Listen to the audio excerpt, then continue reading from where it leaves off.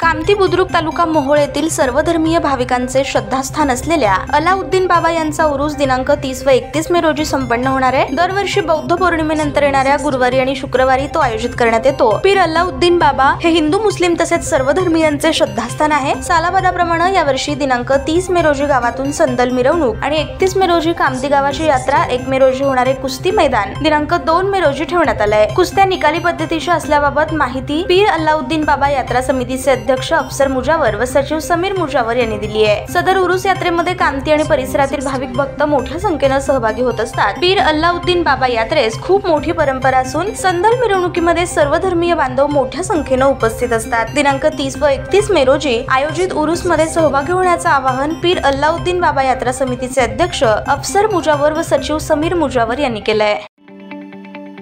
ताज्या बातम्या पाहण्यासाठी प्राईम महाराष्ट्र न्यूज चॅनलला सबस्क्राइब करा।